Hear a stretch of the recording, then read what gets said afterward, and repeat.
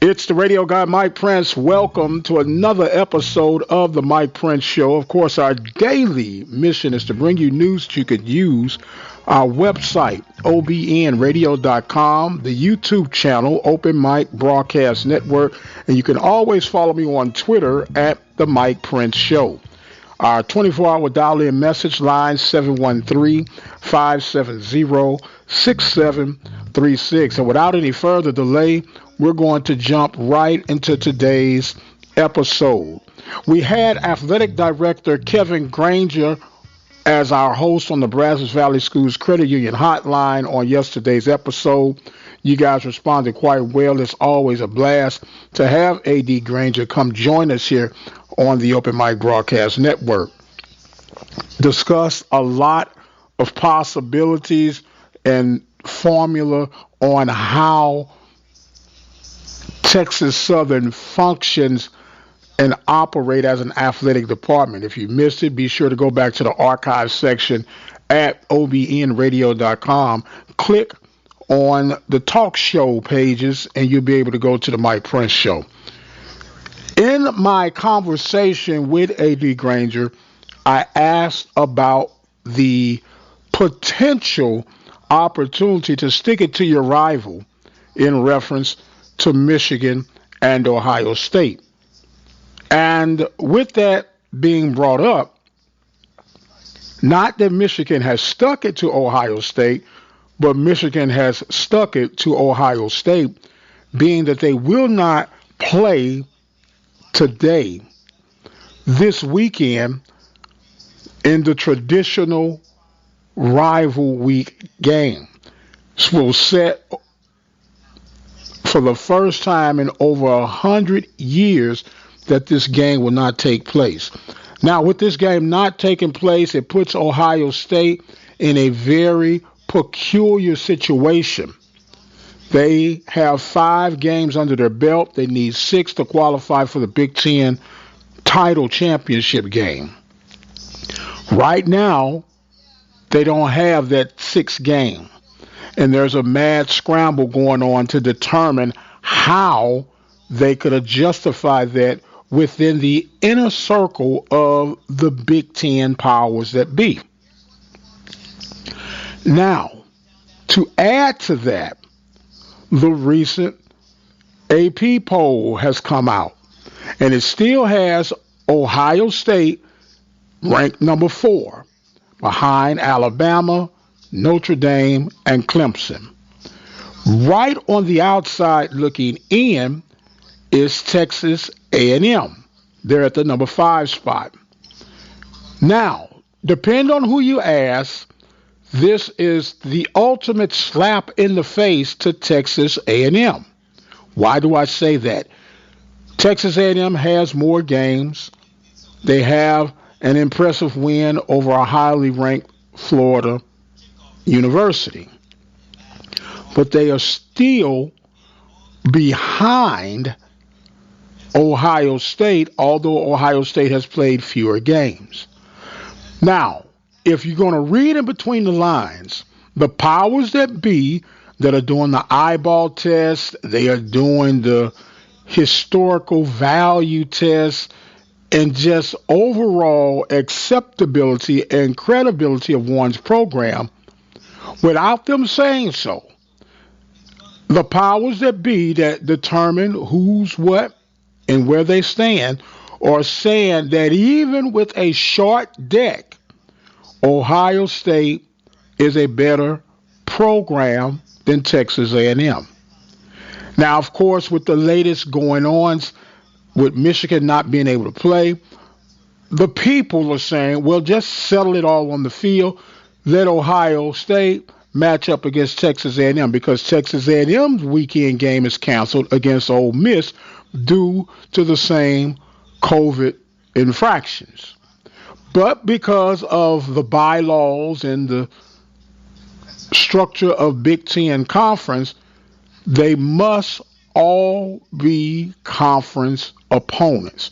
So the ADs are meeting together to see if there's going to be a loophole clause to help aid Ohio State, or do they figure out something else? So the saga continues and the drama will continue. So I guess my question to Aggie Nation is this: do you feel, and I pretty much know the answer to it, that there's some diss toward Texas A&M in regards of being accepted as a national strong tower in college football, in particular that of FBS? We got a lot of moving and shaking going on in the FCS part of things. We'll now hear from Rob Butler with this exclusive Southland report, and we'll be right back with more of the Mike Prince Show. This is Rob Butler with your Southland report.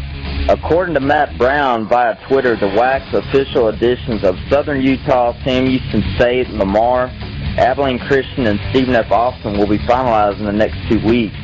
Now, there are some takeaways from this if you're a fan of one of these four schools. Number one, if the Power 5 breaks off from the NCAA, then there will likely be a merger, group of five with some of the upper-tier FCS conferences. Being in the WAC, which has an FBS charter, puts us in a better position to be included in any new reconfiguration. Now, number two, let's say FBS stays the same. There's still a strong possibility that this new WAC will become an FBS conference at some point. When, who knows? It's still a mystery what the long-term plan is. Number three, you only need 6 schools in a league to secure an automatic bid to the FCS playoffs as a conference champion, and this could potentially be an elite FCS conference with additional members. Number four, Houston Baptist and Incarnate Word hastened the Southland Conference's death. They never upgraded their facilities. Number five, in all likelihood, there will be an Eastern Division comprised of Texas schools: SFA, Sam, Abilene Christian, Lamar, and Tarleton State. I would hope that there would be one more. Maybe UT Rio Grande Valley will add football. From what I've heard, the 4 Texas schools from the Southland Conference won't join the WAC unless there's an 8th football-playing member added. As it stands now, there's 7. That's Abilene Christian, Lamar, Sam Houston State, SFA, Tarleton State, New Mexico State as an FBS independent, and Dixie State. Number 6, should the departures of SFA, Sam, Lamar, Abilene Christian, and Central Arkansas all go through, we're left with the Southland of McNeese, Northwestern State, New Orleans, Nicholls State, Southeastern Louisiana, Texas A&M, Corpus Christi, Houston Baptist, and Incarnate Word. That's 8 members. Now, who do you add from there? West Texas A&M, Angelo State, and A&M Commerce appear to be viable potential members. And lastly, number 7, the average Southland budget today is $13.9 million. Now, minus SFA, Sam, Lamar, it's $11.8 million. The WAC average budget is $16.8 million. Now, with SFA, Sam, Lamar, and Southern Utah, those schools alone, the WAC average budget goes to $17.4 million. And that's Rob Butler, Open Mic Broadcast Network. And once again, we do thank Rob Butler for being on point and on service with the Southland Report. Now, with the WAC doing what it's doing, the WAC are kind of sitting in what I would call the catbird seat. They are an FCS conference, but they are kind of trying to play ahead or planning the future, if you would. The anticipation has been this: FBS Power 5 are going to separate from the rest of the NCAA football status. They're going to be on an island all to themselves, which means that there's going to be a restructure and a resurface of the group of fives, and they're going to look towards some of the FCS programs or conferences to look in enhancing the new look FBS division. Now, with that being a part of the plan, the WAC, if this move of adding the named programs, Tarleton, which is a part of it already, but Lamar, Stephen F. Austin, Sam Houston, and Abilene Christian, If this comes to pass, the WAC could be in position of becoming one of the newly recognized FBS conferences, which of course would mean larger paydays, which of course would mean a bit more exposure. Now, as the web continues to get tangled, what happens with the Southland? What moves with the Southland try and make? And here is where it could really get a bit sketchy. Historically, and I want to put emphasis on historically, there have been some whispers that the Southland would love to add the likes of a Grambling, Southern, Texas Southern, and Prairie View to their blueprint. Personally, I had to shoot that down. But you have to acknowledge the whispers, even if it only remains a whisper. What is the legitimacy of this coming to fruition? And don't chuckle, but there is a remote possibility that if nothing else happens, the conversations would take place. Conversations have taken place before. And if you look at the connecting dot factors, don't laugh too hard because it could come to pass. But staying optimistic from the eyes of a Southwestern Athletic Conference supporter, I don't see much happening, even if conversations do take place. I just believe that the SWAC is at a much stronger, solid position than it's been in its 100-year existence. And if anything, I could see perhaps Southland schools coming to be a part of the Southwest Athletic Conference versus it being the opposite way. But stranger things have happened in 2020, and we shall see what will be. And speaking of strange things happening in 2020, the Beard, Mr. Harding, he has made it clear that he does not want to be associated any longer with the Houston Rockets. At first, he was asking to go to Brooklyn. Now he is saying he will settle for Philadelphia. Now, Philadelphia appears to be a more realistic possibility because of the current administrative positions at Philly, of course, the connection to Houston. But yet and still, nothing has materialized, just whispers. And with the whispers going on, if you're in the position of leadership with the Rocket organization, do you trade the Beard or do you make the Beard live out his contract or force him to retire? Oh, the drama of the NBA. And last but not least, the NFL continues to unfold. The Cowboys losing to the Ravens on the Tuesday night edition. And speaking of the NFL, how is this for strange? Dez Bryant warming up to face his old team, the Dallas Cowboys.